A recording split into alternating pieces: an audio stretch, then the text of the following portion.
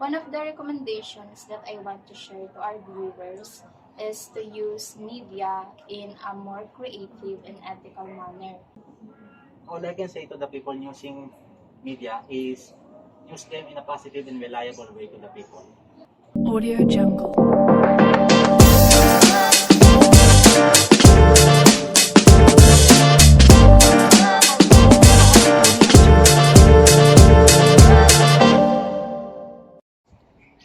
Good day!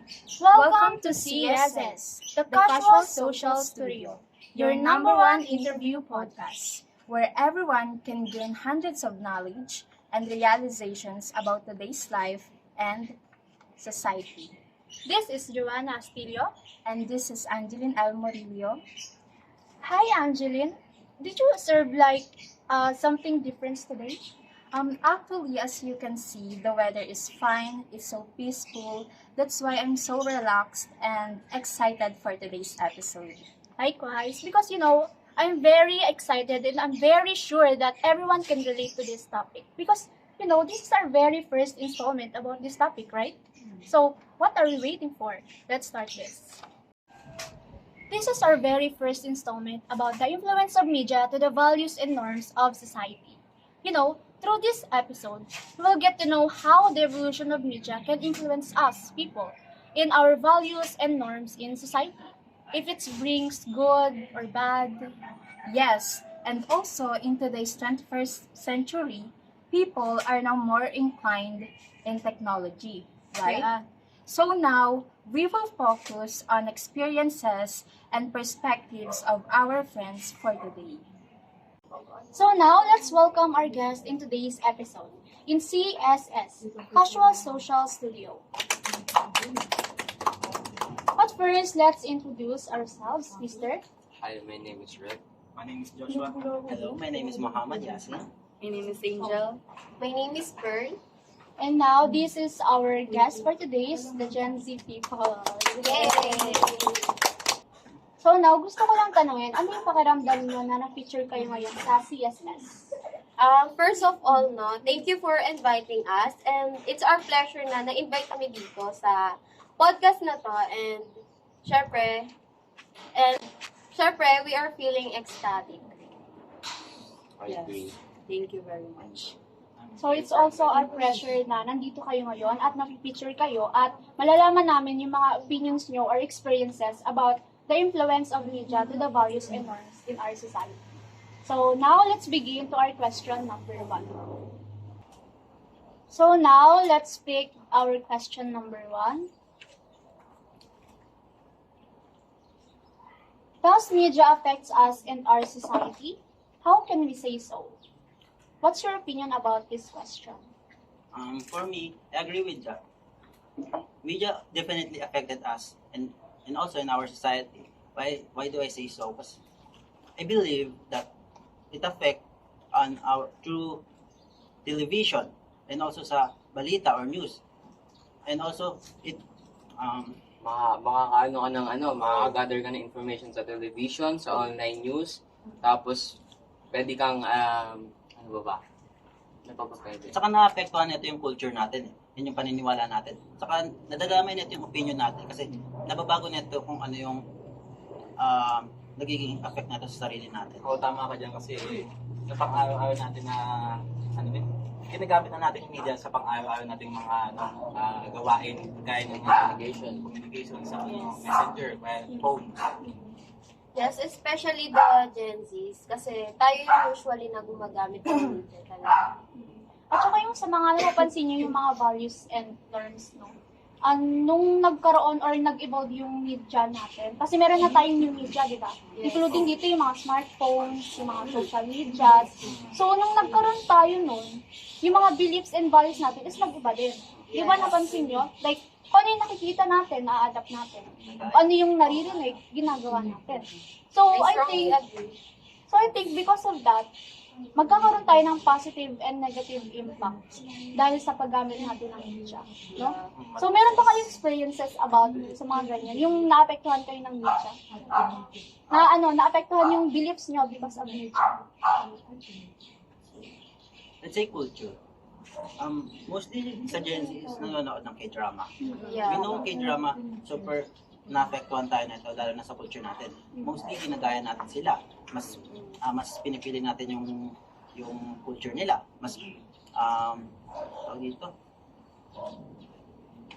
Pag napapanood natin, di ba, na-adapt natin. Yeah. No? Oo. Like, kunyari, yung language nila, ginagaya nagagaya natin. Gaya. Also yung standard. Sikat. Anyo. Standard natin, nagkakaroon na rin tayo. Parang, if we love someone or we attract someone, gusto natin, Kasi tsaka isang din dito, kapag gumamit tayo ng media, naapektuhan yung decision making natin, di ba? Like yung kung paano tayo umaksyon, kung paano tayo mag-decide. Dahil minsan kasi nakadepende na lang tayo sa media. Kasi nga, na-adapt natin kung ano yung nakikita natin doon. Kasi nga, yung mga tao ngayon, especially mga Gen Zs, mas nakatutok sila sa media ngayon eh. So, I totally believe that media have impact to our values and norms in our society or as an individual, no positive or negative impact man yan. Yeah. So, kayo, meron pa ba kayong madadagdag about it? So yung media talaga nakaka-apekto sa atin in both negative and positive ways. Yeah. Tama. So now, let's go to question number 2. How did the media influence the way society perceive beauty standards nowadays? Merong mga unrealistic ideas and standards na nabuo. Kung i-compare natin siya before, parang for me mas mahigpit yung standards talaga noon. Kasi tawag dito, simula pa lang nung bata ako kasi, tawag dito, kapag morena ka, parang kailangan maputi ka, kailangan gumamit ka ng mga whitening products para ma-feel mo na katanggap-tanggap ka din sa standards na Tingin nila sa binibigay morena, nila. yung parang dugyot, yung gano'n. Dapat maputi ka, gano'n. Pero ngayon, dahil sa tulong ng media, parang nakikita ko na unti-unti nating nai-embrace yung differences ng isa't isa. For example, makikita natin sa mga magazine or kaya sa social media platforms na tawag dito, nag-hire na sila ng mga model or influencer na morena, mestiza, plus size, petite, straight, or curly hair. Then, dahil dito, nagkakaroon ng mas confidence yung ibang tao na ipakita kung sino talaga sila. At saka ako, sa experience ko, di ba sa TikTok, pag nag-scroll tayo, may mga nagti-TikTok na mga CEO company. Tapos, yung mga models nila doon is iba-ibang races. Like, ibang skin color, skin type, hair color, kulot ka man or hindi. So, dahil doon, nagre-raise awareness sila na dapat tanggapin to, hindi dapat i-discriminate yung ganito. So, I think, nagbi-bring talaga yung media ng positive influence when it comes to beauty standards. Pero meron ding iba sa social media, yung mga nagpo-post ng kataba, parang Binabody shame. body shame. Pero in other way, yung media kasi, it influence a lot, lalo na in bad things. Kasi they create, unrealistic beauty standards that lead to the people na taasan yung expectation nila to other people. Na to the point na to-turn off sila sa mga, katangian ng isang tao na it's completely, totally normal.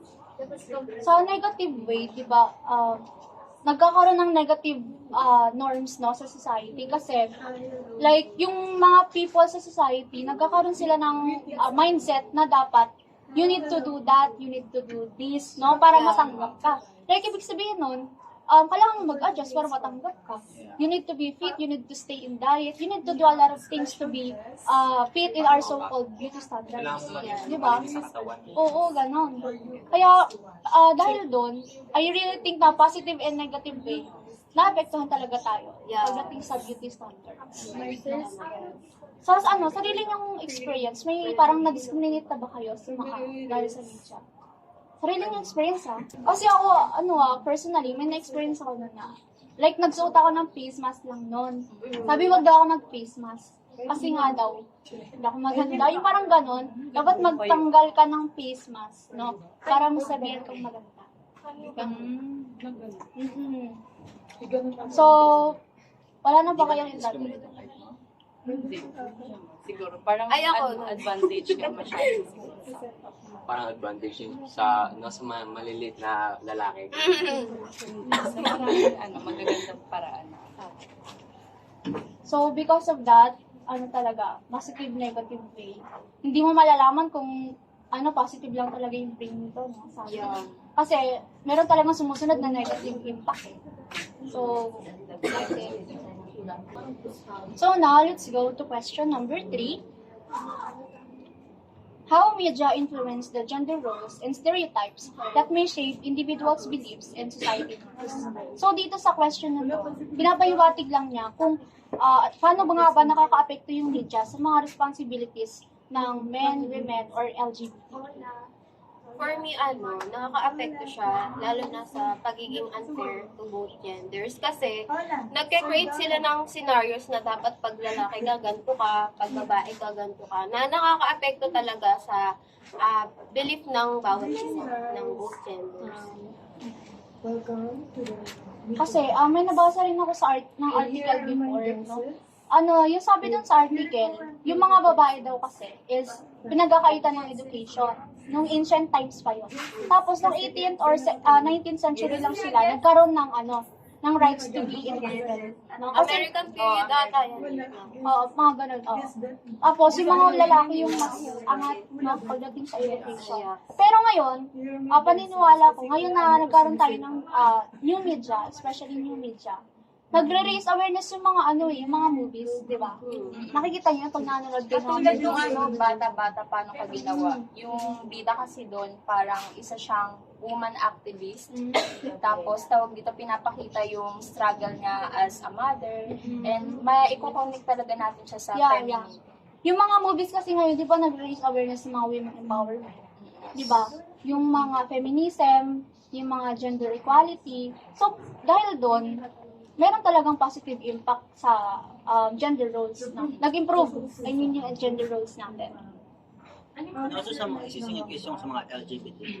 When we say LGBTQ kasi, nung unang panahon, kapag sinabing bakla, ang baba ng tingin, mararating, pinapalas. Even, kasi una nilang kalaban is yung family nila. Yes.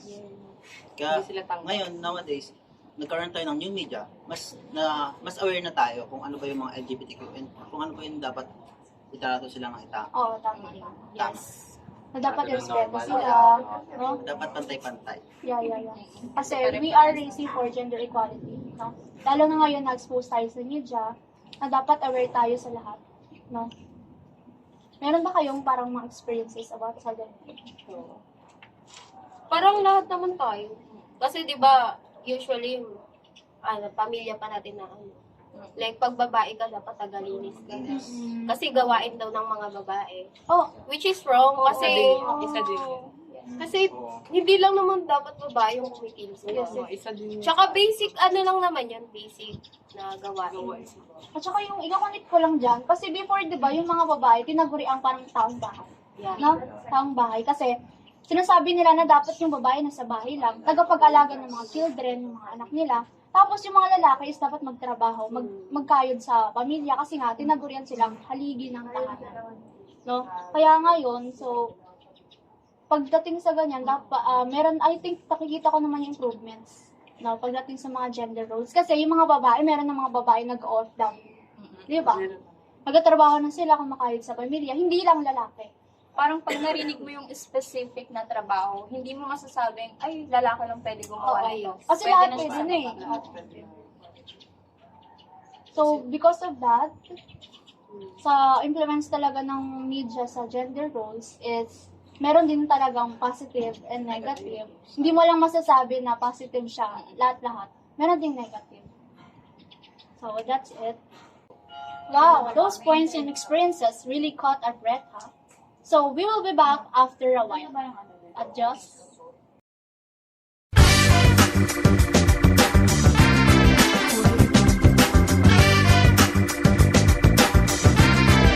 Audio Jungle.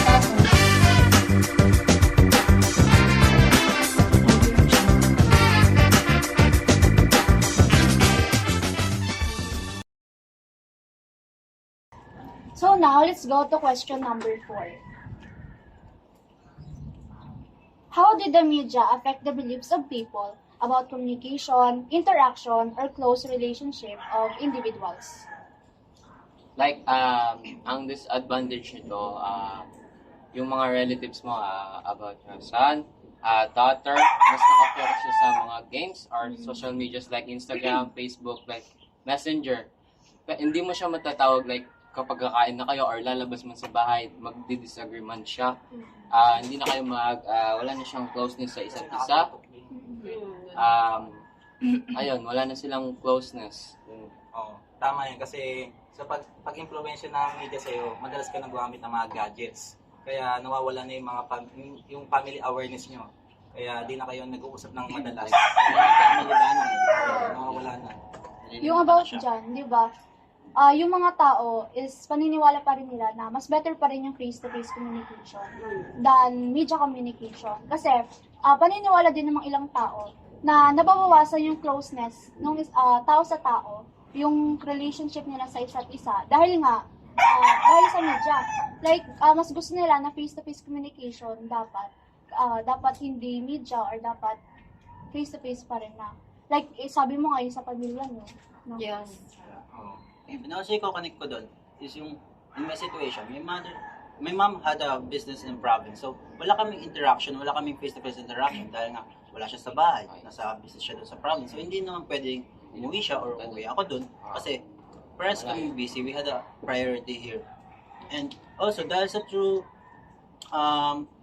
social media, mas nagkakaroon kami ng communicating, nagkakaroon kami ng kamustahan between us, and mas maganda kasi nga The closest pa rin. yeah, nagkakaroon kami ng close sa sarili namin. Kahit sa malayo, no? Though it has may advantage din naman siya kasi katulad nga nung sabi nila na nakafocus na lang sa cellphone, sa gadgets, which is may positive din siya, may positive outcome. Na kasi mas nagiging aware tayo sa outside. Tama. Kumbaga yung media, accessible siya sa lahat ng tao. Kahit gaano ka man kalayo or kaya kalapit, pwede mo siyang gamitin kasi mas convenient nga yung bilis. Kasi di ba yung feedback is mas madali. Pero diba? Like sa Facebook, isang comment mo lang, may magre-reply agad sa'yo. Diba? Kasi tapos yung iba naman, pag face-to-face, mahirapan pa kasi medyo. Diba? Minsan namin misunderstand. Oo. Yung sinasabi ng isang tao. Pero yun nga, iba-iba pa rin naman yung perception ng mga tao about sa communication. Yung iba gusto face-to-face, yung iba gusto pa rin media, kasi nga mas madali daw. Pero I think for me, siya, super helpful siya kasi yung father ko is OFW. So, through doon, ilang years kami hindi nagkikita, media yung communication namin. Mga video call, like that. So, I think super helpful talaga ng media when it comes to communication. Yes. Okay. How does media influence the relationships and romantic ideals of people nowadays, especially to Gen Z? Kung i-compare natin yung traditional way ng panliligaw, dito papasok yung paghaharana, pagsasabi ng mga tula, at saka pagsisibak ng mga kahoy, pag-iigib, para lang maipakita natin kung gaano talaga natin kagusto yung isang tao. And para maipakita din sa pamilya nila na tawag dito, interesado ka talaga. Nakarapat-dapat. Oo, nakarapat-dapat ka. Tapos ngayon, napapansin ko na dahil sa media, parang medyo nababawasan na yung ganong way ng panliligaw. Kumbaga dito napapasok yung modern way ng courtship.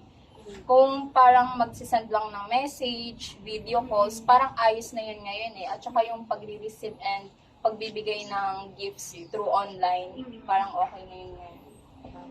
Kasi diba, some panliligaws kasi are being done online na like, yung, hindi ko naman nila lahat, pero yung iba kasing tao, like, sasabihin nila na tayo na, tapos kinabukasan sila. Parang Diba? gano'n na lang kadali. Pero nahanap mo minsan yung love life mo sa media, no? Like, Pero kasi, playing games, Oo. nahanap mo dun. pero kasi sa Pero wala naman perception, silang close sa isa't isa kapag lang, online lang. Oo nga, pero dahil dun sa way na yon, nagkakilala sila, naging sila. Pero sa pag-interact, iba sila. Kasi sa online sila nag-uusap, di ba? Wala silang interaction sa isa't Hindi nila isa. makikilala Parang yung hindi nila isa't makikilala isa. yung parang Iba pa rin talaga yung before. So, Yeah. oh. So, pero meron din siyang positive impact. I mean, sa perception ko, meron din siyang positive impact kasi, di ba yung sa norms ng society, uso pa din siya till now. Di ba, nakikita niyo yung mga lalaki, nag-court pa rin sa mga babae, para suyuin yung babae. So, based doon, meron pa rin siyang positive impact kasi before may courtship tayo, ngayon, until now, may courtship pa rin tayo. Ibang way. But Ibang ibang way. way lang. Yun, ibang way lang. Kasi nga, paniniwala ko na, courtship is courtship pa rin naman. Pero, in different ways. So, I think also na meron din siyang positive and negative impact. So now, let's go to question number 6. What role does the media have to impact the beliefs of a person about cultural differences? Media influences us and society to adapt and understand the different cultures and certain lifestyle. For example, parang ngayon, mas na-appreciate na natin yung mga ganung bagay, katulad na rin yung mga western music, and ganun din sa mga dito. Other country, music. Parang dito, mas napapalawak yung isip natin and nagkakaroon din siya ng experience para sa Yung about dyan, di ba, media helps people to be more aware about different cultures, not just in our country, but also around the world. Di ba? If before, parang hindi nila masyadong na-appreciate yung certain culture or certain tradition, ngayon na nagkaroon tayo ng new media, mas nagkakaroon sila ng awareness about sa isang bagay, no? Like, mas na-appreciate nila, mas naintindihan nila, at mas nare-realize nila na ganito yung tradition nila, dapat i-respect natin. Parang gano'n. Meron sa amin, positive yung parang pananaw namin dito. Sa inyo, ano ba yung pananaw niyo about sa cultural differences? Though it has pa rin siya, negative impact pa rin. Kasi mas aware ka sa iba eh. So, mas nakakalimutan mo yung sarili mo. Kasi mas aware ka. Yeah, may point ka doon. Mas sinasangkilit yung ibang culture compare sa kung ano yung dapat sa atin. Wow, those points and experiences really caught our breath, huh? So, we will be back after a while. Adjust. Audio Jungle.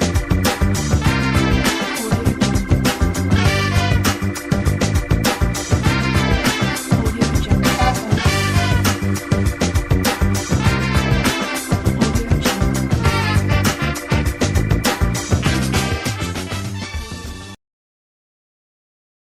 So this is our 7th question, the last question.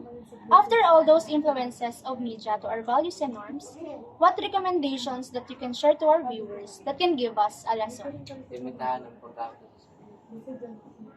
All I can say to the people using media is use them in a positive and reliable way to the people. As an individual, it's important na magkaroon tayo ng malalim na pag-unawa when it comes to media. Let's value our life. For me, ang may recommend ko is use the positive ways in social media, not in negative ways. Ma-recommend ko lang is think before you click. One of the recommendations that I want to share to our viewers is to use media in a more creative and ethical manner. Kasi di ba yung media, hindi naman yan laging good effect lang na napupunta sa atin. May mga kailangan tayong limitahan, katulad na lang ng mga pag-share ng mga information or misinformation na maaaring magkaroon ng misunderstanding and makadulot sa pag-influensya ng mga paniniwala natin sa One thing that I want our viewers to understand is that media brought us influences not just in positive but also in negative ways. So, because of that, we must be aware pa rin and be mindful sa mga actions natin and sa mga decision making. So, again, let us remember that we must utilize the use of media in positive way and not abuse it. Because again, media influences us in different aspects, especially to our values and norms as an individual and as a member of our society. So again, Thank you for your participation in CSS. And let's see you again soon, hopefully. Thank you Thank so you. much. So again, this is Joanna Astilio. My name is Angeline L. Morillo. And this is CSS, your number one interview podcast. Adios! Annyeong!